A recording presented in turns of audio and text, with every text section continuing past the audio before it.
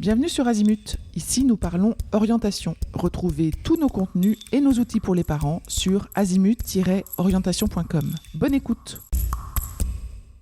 Bonjour à tous, je suis chez Hachette et aujourd'hui, on va parler d'une collection qui s'appelle Objectif Orientation. Vous allez voir, ce sont 4 guides très pratiques, très utiles. Je suis avec Sophie Corvy qui va nous en parler. Bonjour Sophie. Bonjour Perrine. Alors, racontez-moi peut-être un peu ce que vous faites vous chez Hachette et puis ensuite on va parler des guides. Très bien. Alors moi, je m'appelle Sophie Corvy et je suis directrice de département chez Hachette Éducation. D'accord. Alors, c'est nouveau. Vous avez décidé de vous lancer dans l'orientation, d'aider les jeunes aussi sur l'orientation. Absolument. Alors pourquoi on a décidé ça? Parce que dans l'équipe, on est plusieurs à être parents. Et on est un certain nombre à être passés par ces moments un petit peu de doute de nos ados. On avait une expérience aussi de livres scolaires pour les enseignants sur la thématique de l'orientation. Et on s'est dit, ben là, on voudrait s'adresser aux parents et à leurs ados et leur fournir des petits cahiers, des petits carnets qui soient ludiques pour essayer de parler orientation à la maison sans trop de stress. Oui, c'est ça. Effectivement, ce que j'apprécie, c'est qu'effectivement, vous avez plein d'axes pour aborder l'orientation sans en faire un sujet stressant, anxiogène. Voilà, c'était vraiment notre volonté, essayer de diminuer au maximum le stress qui peut entourer ce sujet et d'aborder les choses de façon simple et plutôt ludique. C'est pour ça qu'on s'est adressé à des professionnels qui sont toutes coachs en orientation ou conseillères d'orientation et qui sont les autrices de cette collection, qui ont l'habitude de s'adresser à des ados et de prendre le sujet de l'orientation calmement. Et on a essayé de transcrire en fait sur un projet éditorial cette façon de dialoguer avec l'adolescent pour qu'il puisse parler de ce qu'il a envie de faire ou ne pas faire de façon plus sereine, ce qui peut se passer actuellement en classe ou à la maison.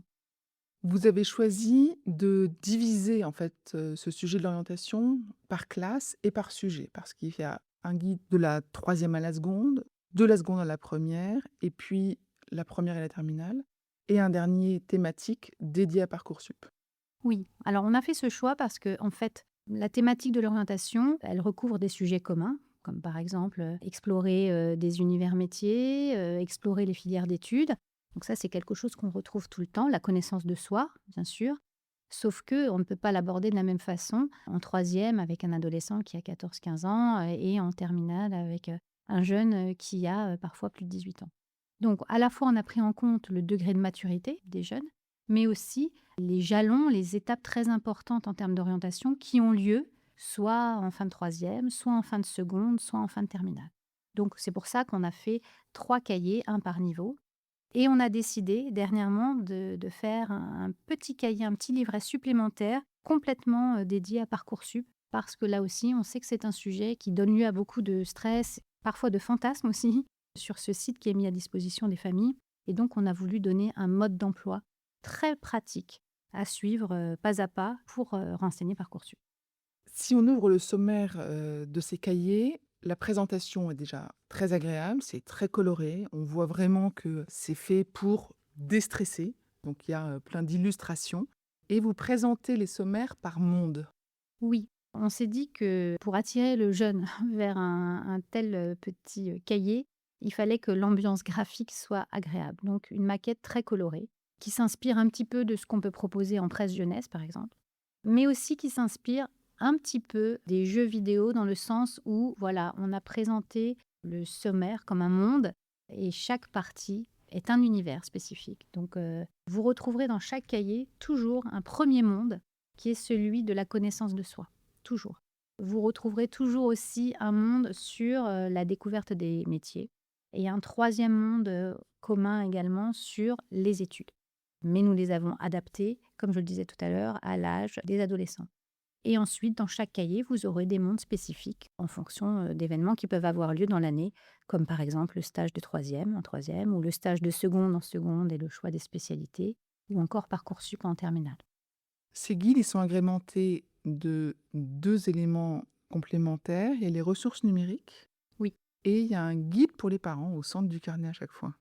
Oui, parce que on se doute bien qu'un adolescent, de façon naturelle et spontanée, ne va pas avoir envie ou ne va pas avoir l'idée de s'acheter un petit cahier qui peut faire penser pour un cahier de vacances.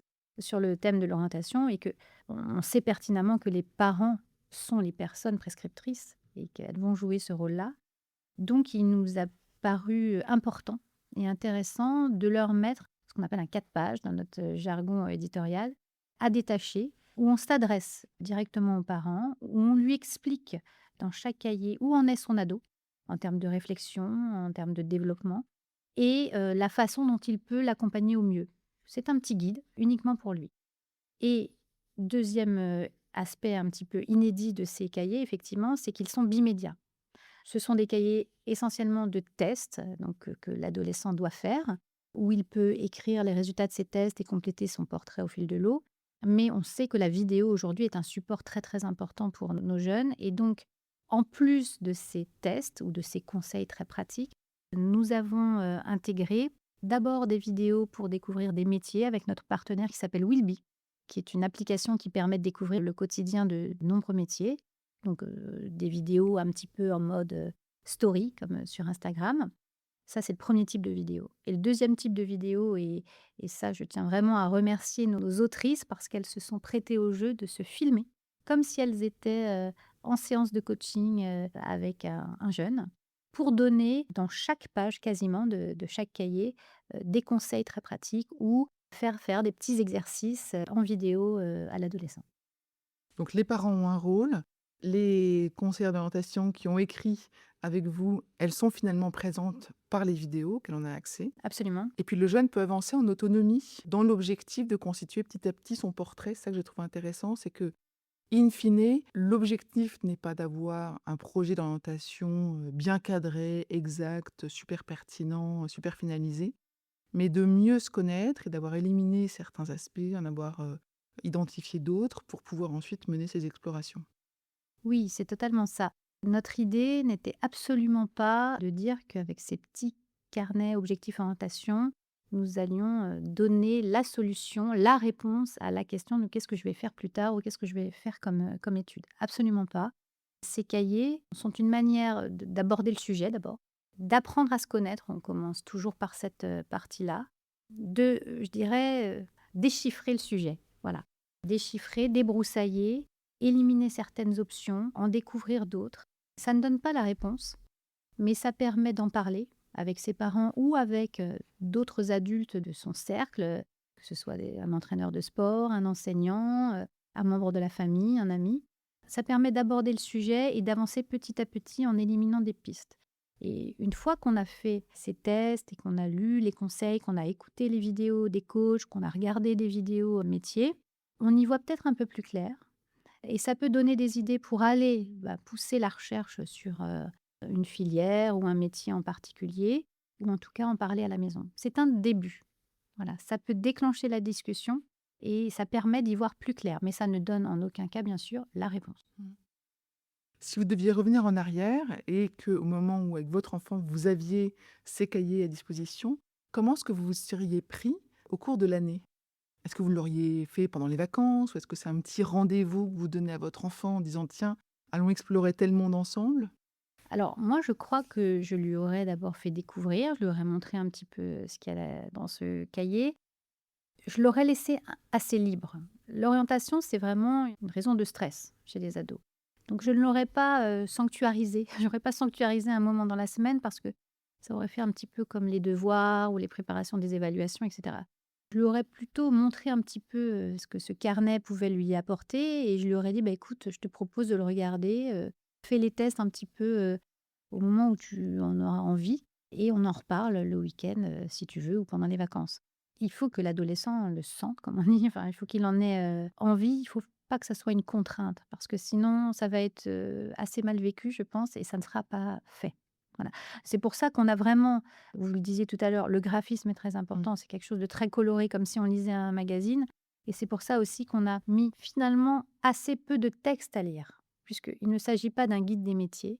Il s'agit d'un carnet pour apprendre à se connaître et explorer des pistes. Donc c'est pour ça qu'on a mis l'accent sur les vidéos et sur les tests, pour que ça soit comme un cahier de jeu ou un cahier de vacances, quelque chose qu'on fait, de manière détendue. C'est clair.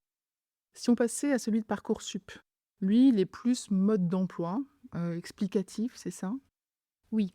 Le livret qu'on a appelé, Parcoursup, tout pour décrocher sa formation sans stress, lui, c'est un petit livret qui, comporte moins de pages. Pourquoi? Parce que c'est un mode d'emploi. C'est juste, entre guillemets, «un mode d'emploi», mais on sait à quel point ce mode d'emploi est précieux parce que pour élaborer cette collection, on a, parlé et écouté de nombreux jeunes et de nombreux parents et Parcoursup, rien que le mot parfois fait peur aux familles. Donc on s'est dit: «On va pas faire un livre sur Parcoursup, on va pas faire un guide détaillé, on va faire un mode d'emploi assez court, en étapes, qui va d'abord expliquer aux jeunes, comment faire des recherches sur Parcoursup», parce que souvent on l'ignore, mais Parcoursup, c'est une mine d'informations. Et si on prend le temps d'aller voir ce que c'est, comment ça marche, on se rend compte que on peut trouver énormément d'informations par ce biais-là, sans bouger de chez soi. Donc d'abord, on s'est dit: «On va remettre ça à plat et expliquer comment on peut faire des recherches efficaces, comment on peut exploiter toutes les rubriques, les différents onglets qui sont sur Parcoursup et qui permettent de voir quelles sont mes chances d'accéder à une formation ou pas». Reparler bien sûr de la stratégie des vœux, mais ensuite vraiment donner des conseils très concrets, et ça nos autrices l'ont extrêmement bien fait, sur comment je remplis par exemple, la rubrique sur, les activités et centres d'intérêt, qui est une rubrique qu'on peut négliger parfois, mais qui est importante, et donner vraiment des conseils concrets pour les lettres de motivation.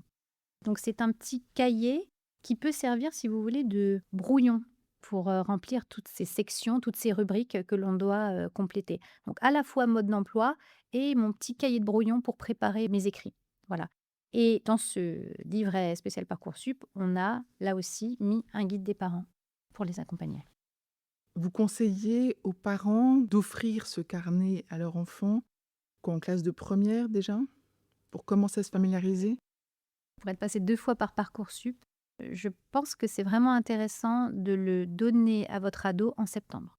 Parce que sur la période septembre-décembre, c'est là où vous pouvez montrer à votre ado que sur Parcoursup, il y a cette mine d'informations dont je parlais tout à l'heure et bah, moi, c'est chez moi, c'était le dimanche, hein, le dimanche après-midi, assise sur le lit de ma fille, ben, on prenait l'ordinateur et on se donnait, 1/2 heure, 3/4 d'heure, un peu tous les dimanches et on allait voir ce qui se passait sur Parcoursup et ça, on l'a fait dès le mois de septembre. Mmh. Comme ça, de septembre, je dirais, à décembre, on est tranquille, on regarde et on note comme on a envie de noter, soit sur un fichier Excel, soit sur un petit carnet, soit sur une feuille blanche, ce qu'on repère, ce qui nous intéresse. Et à partir de janvier, quand la plateforme ouvre et que les profs commencent à vous dire: «Là, maintenant, faut y aller», bah, la phase préparatoire, elle est faite. Donc, faut pas attendre janvier pour le mettre entre les mains de votre ado, ce petit carnet, mais faut pas non plus, lui gâcher ses vacances d'été en lui donnant ça au mois de juillet, mais moi, je dirais début septembre, c'est pas mal. D'accord. Comment est-ce que vous traitez les études supérieures quand c'est le moment de les aborder pour les élèves de première et terminale?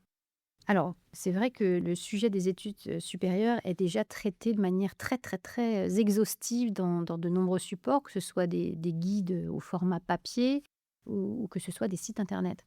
On avait, avant de concevoir cette collection, on a réalisé une étude en interrogeant de nombreux parents et ados et ce qu'on a retenu, c'est que les parents nous disaient, «En fait, quand je veux faire une recherche, je vais sur internet et là, je tape un mot-clé dans Google et j'ai une liste de sources qui apparaît, je ne sais pas du tout où aller». Ils avaient même employé le terme de infobésité. Il y a tellement d'informations que je ne sais pas comment faire le tri, je ne sais pas où aller. Alors sur la thématique des filières d'études, en France, on a la chance d'avoir énormément de possibilités d'études. On s'est dit qu'il fallait qu'on change un petit peu la façon d'aborder le sujet par rapport à ce qui existe. Et on a raisonné par grands domaines, donc par exemple la hôtellerie, restauration et tourisme. Et pour chaque domaine, on a listé les filières d'études, courtes, durée moyenne et durée longue, par type de diplôme existant. Et on a présenté ça sous forme de carte d'identité très visuelle. Donc par exemple, un secteur, c'est une page. Et sur chaque carte d'identité, pour un diplôme, on a mis des pictos. Des pictos qui permettent de façon très immédiate, très rapide, de voir le nombre d'heures de cours par semaine, s'il s'agit de cours théoriques ou plutôt professionnels, pratiques, le degré d'autonomie nécessaire pour préparer ce type de diplôme et bien sûr le coût associé. Et donc, chaque petite carte d'identité permet de voir en un seul coup d'œil ces différents aspects et vont donc aider les familles à faire un premier tri de manière très rapide et efficace. et je vois que pour chacun, ils peuvent cocher si, oui ou non, en fait, ça les intéresse. Oui, c'est l'ADN, de cette collection. Ce sont, ce que j'appelle moi des carnets où on note des choses, où on fait des tests, donc où on a des cases à cocher. Donc on coche des cases, on remplit son portrait au fur et à mesure des tests que l'on fait, mais dans la partie formation, on coche aussi si cette formation ou ce diplôme peut m'intéresser. Donc c'est vraiment une collection très, pratique où l'adolescent s'approprie le petit carnet. C'est pas un énième livre à lire, sur le sujet. Est-ce qu'il y a d'autres choses à ajouter pour présenter cette collection? Je dirais que c'est vraiment, le jeune aujourd'hui, on lui demande de se déterminer finalement assez tôt. Le choix d'orientation en fin de troisième, il a toujours existé. À mon époque, c'était déjà le cas, mais aujourd'hui, on a peut-être moins de connaissances sur ce que c'est que la voie professionnelle. Donc je dirais que sur le carnet troisième, on a vraiment mis avec l'équipe d'autrices un point d'honneur à bien expliquer ce qu'on pouvait faire dans la voie pro et toutes les passerelles qui existent après. Mais les choix qu'on doit faire en seconde, ça pour le coup, c'est assez récent, c'est depuis la réforme du lycée en 2019 et je trouve que c'est dur pour un ado, à 15 ans de déjà, se déterminer comme ça. Donc on a voulu faire des petits cahiers qui soient rassurants, c'est vraiment l'ADN. Rassurer et aborder l'orientation de façon ludique. Je dirais juste pour conclure que le projet d'orientation qu'on demande à l'élève de faire, c'est vraiment un grand mot, c'est quelque chose qui peut paraître, difficile à atteindre. Eh bien, cette collection-là, elle permet de passer la première étape. Voilà, de réussir à mettre une première pierre. Et après, une fois qu'on a fait, son petit carnet, ben, on va aller de façon plus sereine et peut-être plus précise en salon avec ses parents pour, aller poser des questions ou au forum, des métiers. Donc c'est vraiment un point de départ qui est essentiel. Merci beaucoup, Sophie. Pour aller plus loin dans l'accompagnement de votre enfant, rendez-vous sur azimut-orientation.com. Tous nos contenus y sont classés par thématique et vous pourrez consulter notre calendrier, notre annuaire d'experts et vous inscrire à la newsletter pour ne rien louper. Merci pour votre fidélité. À bientôt.